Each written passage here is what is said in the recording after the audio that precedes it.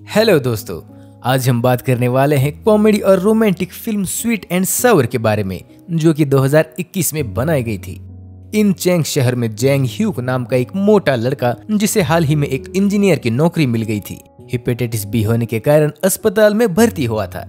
ये ऐसी बीमारी है जो हवा से नहीं बल्कि सिर्फ लिक्विड के माध्यम से फैल सकती है। लेकिन उसके माता पिता उसे महीने में सिर्फ 2 बार ही मिलने आते हैं और कुछ मिनट रुककर चले जाते हैं। जैंग ह्यूक के दोस्त भी उसे कभी मिलने नहीं आते, वो बस फोन पर मैसेज करते हैं और अस्पताल के बाकी पेशेंट भी उससे दूर रहने की कोशिश करते हैं। इसी दौरान जैंग ह्यूक एक नर्स से मिलता है जिसका नाम दा यून होता है। वो नर्स हमेशा जैंग के साथ अच्छा बर्ताव करती है। एक दिन जैंग कमरे से बाहर निकलकर अस्पताल में टहलने निकल पड़ता है। तभी उसे दा यून मिलती है, जो कि एक सिगरेट पी रही थी। जैंग दा यून के हाथ में रिंग देखता है और उसके बारे में पूछता है। उस पर दा यून ये तो बस ग्रेजुएशन वाली रिंग है, ऐसा बोलती है। उसे अस्पताल में कितना काम करना पड़ता है और बिना किसी परमानेंट पोजीशन के बगैर वो 2 शिफ्ट में काम करती है, ऐसा रोना रोती है। वो हमेशा थकी हुई होती है, इसलिए वो सिगरेट पीती है ताकि उसे नींद ना आ सके। तभी वहाँ पर बड़ी नर्स आती है और दा यून को सिगरेट पर डांट लगाती है। लेकिन दा यून सिगरेट जैंग की है ऐसा बोलकर मामले को रफा दफा करती है। अगले दिन वो जैंग को सॉरी कहने आती है और उसके थाली का खाना भी खाती है। वो क्या कर रही है ये ध्यान में आने पर वो वहाँ से भाग जाती है, लेकिन जाते जाते बाकी पेशेंट्स को चेतावनी भी देती है ताकि वो जैंग को आगे से परेशान ना कर सके। उसी दिन रात को वो जैंग का चेकअप करने आती है और थकान की वजह से वहीं पर सो जाती है। दा यून सिगरेट और कॉफी छोड़ने के कारण बहुत ही ज्यादा तनाव में आ जाती है, लेकिन जैंग उसके साथ मजाक करके उसे राहत देता रहता है।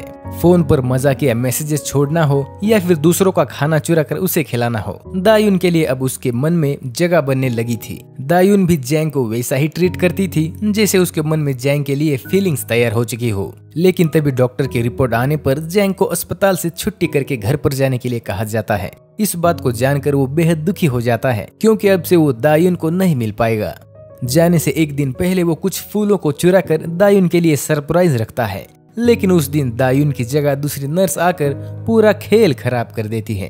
अस्पताल से निकलते हुए आखिरी बार उसे दा यून को गुड बाय करना होता है, लेकिन वो उसे कहीं पर भी नहीं ढूंढ पाता। अपने माता पिता को नजरअंदाज करते हुए वो वहाँ से निकलकर अपने दोस्तों के पास चला जाता है और दोस्तों को सारी हकीकत बताता है। उसके दोस्त भी उसका मजाक उड़ाते हैं, लेकिन दूसरे दिन वो फिर से अस्पताल में जाकर उसकी खोज में फोन बुक में उसका नंबर ढूंढने लगता है। पूरा नंबर याद करने से पहले ही उसे पकड़ लिया जाता है। बाद में वो आधे नंबर के साथ कई सारे कॉम्बिनेशंस ट्राई करता है और आखिरकार उसका फोन दा यून से मिल जाता है। दा यून उसे अस्पताल से कुछ दिन की छुट्टी है, इसलिए वो वहाँ पर नहीं आती, ऐसा कहती है। मौके का फायदा उठाकर जैंग दा यून को फोन पर ही प्रपोज कर देता है। इस बात पर दा यून उसे मिलने के लिए अपने घर पर बुलाती है। अपने पापा की कार लेकर जैंग तुरंत दा यून के घर निकल जाता है और वहाँ पर दोनों की अजीब तरीके से बातें होती हैं। दा यून अकेली होने की वजह से जैंग को वहीं पर रुकने के लिए कहती है। जैंग वहीं पर उसके साथ सो जाता है। सुबह उठने पर जैंग बल्ब लगाता हुआ दिखता है, जब उसने दा यून के लिए नाश्ता भी तैयार किया होता है। ये सब देखकर दा यून के आंखों में आंसू आ जाते हैं और वो जैंग को पप्पी दे डालती है। बाद में ये गलती से हुआ ऐसा भी बोलती है। तब से वो दोनों एक साथ घूमने लगते हैं। जैंग दा यून के लिए अस्पताल में नाश्ता भेजता है ताकि वो ब्रेक ले सके। पापा की कार लेकर शाम को उसे पिकअप भी करता है। कचरा साफ करना हो या फिर उसे कंफर्ट देना हो, जैंग दा यून के लिए हर एक चीज करने लगता है। वो उसे भागदौड़ भरा जॉब छोड़ने की सलाह देता है। तब दा यून उसे झप्पी देकर शांत हो जाती है। दूसरे दिन दा यून को जॉब से वेकेशन का टिकट मिल जाता है, इसलिए वो दोनों शॉपिंग को जाते हैं। वहाँ पर कपल्स मैचिंग ड्रेस के लिए जैंग छोटा शर्ट पहन लेता है। खुद का मजाक बनता देख उसे अपने वजन पर घिन आने लगती है और वो फ्री का खाना भी नहीं खाता। वेकेशन पर जाने का दिन आ जाता है और दा यून जैंग ह्यूक का इंतजार कर रही होती है। अंतिम समय पर जैंग टैक्सी में आता है और दा यून को ढूंढ लेता है। दा यून उसे सरप्राइज के तौर पर शूज दे देती है। शूज पहनकर जैंग अब वजन कम करने के लिए भागने लगता है। सीन वही से कट होता है और पतले जैंग पर आ जाता है, जहाँ पर वो हेल्दी और स्लिम होता है। जैंग भागकर दा यून के पास जाती है, जहाँ वो दोनों लिव इन रिलेशन में होते हैं। काम पर जाने से पहले वो दोनों के लिए नाश्ता बनाकर रखता है। ऑफिस में जाने पर जैंग को बड़ी कंपनी में काम करने का मौका मिलता है और बेहतर करने पर परमानेंट होने का भी चांस होता है। लेकिन बड़ी कंपनी वहाँ से मीलों दूर होती है, जिस कारण जैंग को घर से दूर ट्रैवलिंग करके जाना होता है।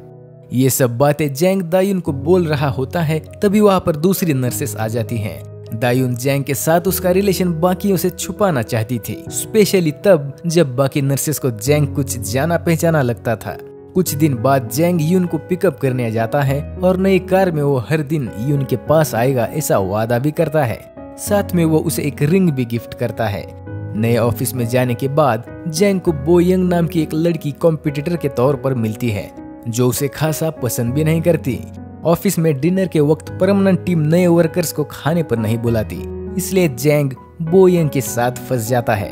घर जाने पर जैंग बो यंग के बारे में दायुन को शिकायत करता है, तभी दायुन उसे थोड़ी और कोशिश करने की सलाह देती है। अगले दिन जैंग सबके लिए कॉफी लाता है, लेकिन मदद करने के बहाने बो यंग सबको कॉफी बांटती है, जिससे जैंग का सारा क्रेडिट उसे चला जाता है। प्रोजेक्ट से ध्यान भटकाने के लिए वो जैंग को गलत असाइनमेंट होने का हवाला देती है, जिससे जैंग को डांट पड़ती है। उसी दिन रात में वो एक बार फिर बो की कंप्लेंट करता है। इस वक्त वो दायुन की कोई बात नहीं सुनता और उनके आने वाले वेकेशन के लिए अकेली को प्लान करने को कहता है। जब प्रोजेक्ट सबमिट करने का समय आता है, तब बो यंग सारा क्रेडिट ले जाती हैं, लेकिन मौका मिलने पर जैंग बीच में रोककर डिजाइन में प्रॉब्लम होने के कारण ब्रिज गिर सकता है ऐसा बोलकर बो यंग को फिर एक्स्ट्रा काम करने के लिए मजबूर करता है। हंसते हुए जल्दी घर जाते वक्त वो बो का काफी मजाक उड़ाता है। ऑफिस से भागदौड़ करके घर आने के बाद जैंग दायुन से बिना बात करे सो जाता है। अगले दिन दायुन उसे नहीं मिल पाती, क्योंकि वो उससे पहले ही काम पर चली जाती है।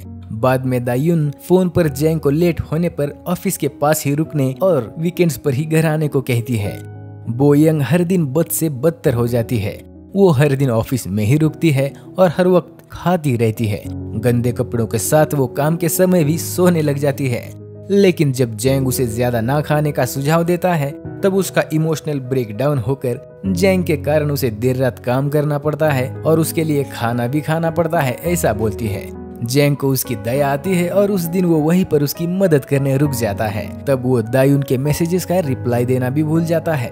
अगले दिन वो प्रोजेक्ट्स पूरे करके सबमिशन करते हैं और परमानेंट टीम को तक शर्मिंदा करते हैं। ऑफिस के बाद वो सेलिब्रेशन करके देर रात में घर जाता है। तब दायुन घर पर नहीं होती, क्योंकि उसे अपने दोस्त की छुट्टी का भुगतान करना पड़ता है।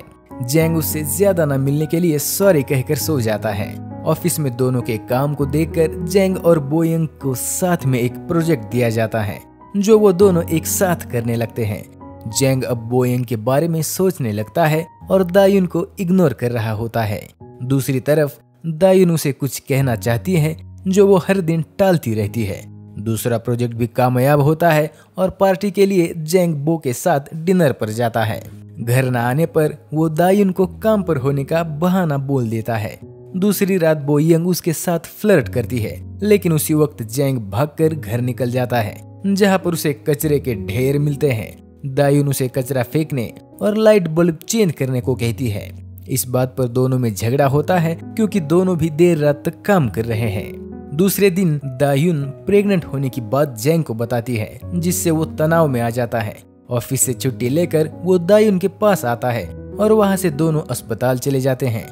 घर वापस आने पर बेड पर जैंग को बार बार ऑफिस से फोन आता है। इस पर दायुन उसे ऑफिस जाने के लिए कहती है। जैंग अब दायुन से फोन पर बातें करता है और देर रात तक काम पर भी नहीं रुकता। वो दायुन के पास जल्दी घर आ जाता है। हर दिन की ट्रैवलिंग के बाद जैंग थकने लगता है और कहीं पर भी सो जाता है, जिससे उसे डांट तक पड़ती है। बो यंग उसे ऑफिस में देर तक रुकने को मना लेती है और जैंग ज्यादातर समय ऑफिस में ही बिताने लगता है। वीकेंड पर यून के साथ बाहर जाने पर वो यून को जल्दी करने और हमेशा घर जाने की बातें करता है, ताकि वो सो सके। कार में जैंग दायुन को ऑनलाइन शॉपिंग करने को कहता है, ताकि उनका समय बच सके। लेकिन दायुन शॉपिंग नहीं, बल्कि एक साथ टाइम स्पेंड करने के लिए हम यहाँ पर आते हैं ऐसा बोलती है। बातें करते हुए जैंग दायुन को बो यंग कह के पुकारता है और खुद ये नोटिस नहीं कर पाता। रास्ते पर झगड़ा होने पर दायुन जैंग को बो यंग के साथ अफेयर करने का आरोप लगाती है। थोड़ी देर बाद जैंग दायुन को ड्रॉप करके ऑफिस वाले शहर रहने चला जाता है। उसके अगले दिन दायुन के लिए मंगाई हुई रिंग आती है, लेकिन वो उसे पेंसिल बॉक्स में छुपा लेता है। शाम के समय वो खुद को ना रोक पाते हुए बो यंग को किस कर देता है, जिसके बाद से ही उनका रिलेशन शुरू हो जाता है। वो एक साथ समय बिताने लगते हैं, लेकिन जैंग नर्स का यूनिफॉर्म देखते ही डिस्ट्रैक्ट हो जाता है। एक दिन उसे ट्रैवल कंपनी से मैसेज आता है जिसमें दायुन ने टिकट्स बुक करने की बात होती है, लेकिन उस पर वो दायुन को खुद टिकट्स का इस्तेमाल करने के लिए कहता है। फिर वो दायुन के सोशल अकाउंट पर दायुन लव्स जैंग ह्यूक ऐसा पढ़ता है, जिससे वो फिर यून के बारे में सोचने लगता है। साल की आखिरी मीटिंग में परमानेंट टीम को फिर से एक बार कंटिन्यू किया जाता है, जिससे जैंग और बो यंग दोनों को नौकरी नहीं मिल पाती। शाम को पार्टी के बाद जैंग पुराने जॉब पर और बो यंग पढ़ाई पर ध्यान देने की बातें करते हैं। बो यंग को खोने के बाद जैंग दायुन की प्रोफाइल चेक करता है, जिसमें उसे दायुन क्रिसमस मनाने जेजू जा रही है ऐसा पता चलता है। जैंग को लगता है दायुन उन दोनों के लिए प्लान की गई ट्रिप पर जा रही है, इसलिए वो वहां से भागकर रिंग को अपने साथ लेकर एयरपोर्ट चला जाता है, जहां पर वो सटीक समय पर टैक्सी रोक लेता है और सामने दायुन हाथ हिलाती दिखती है, जैसा कि फिल्म की शुरुआत में दिखाया गया था। जब वो टैक्सी से बाहर आता है तब वो दूसरे आदमी से टकराकर गिर जाता है। ये वही मोटा जैंग होता है जो नए शूज टेस्ट कर रहा होता है। यहाँ पर दिखता है कि मोटा जैंग और पतला जैंग दोनों अलग अलग आदमी है। पतला जैंग मोटे जैंग से 2 साल पहले ही दायुन से मिला था। पतले जैंग को भी दायुन ने वैसा ही ट्रीट किया था, यहाँ तक कि उसे सेम टू सेम शूज भी दिए थे और उसके साथ क्रिसमस के लिए जेजू भी गई थी। पतला जैंग उसके साथ लिव इन रिलेशन में भी गया था। जब उसका दायुन के साथ झगड़ा होने लगा तब दायुन को मोटा जैंग कंफर्ट देता था। मोटा जैंग वो सब करता था जो पतला नहीं कर पाता, जैसे कि लाइट बल्ब चेंज करना। दायुन की प्रेगनेंसी ही वो चीज थी जिसके कारण वो मोटे जैंग के कंधों पर आराम करती थी और उसके थाली का खाना भी खाती थी। पतला जैंग ऑफिस में रुकने पर वो मोटे जैंग के साथ अपना समय व्यतीत करती थी। पतले जैंग से ब्रेकअप करने के बाद उसने अपने हाथ की अंगूठी निकाल दी थी और मोटे जैंग को अंगूठी गुम जाने की बात कही थी। जब पतला जैंग उसे वैकेशन के टिकट्स इस्तेमाल करने को कहता है तब वो मौका पाकर मोटे जैंग को बुला लेती है। एयरपोर्ट पर दोनों जैंग गिरने के बाद वो मोटे जैंग को उठाती है और पतले जैंग से बिना बात करे वहां से निकल जाती है।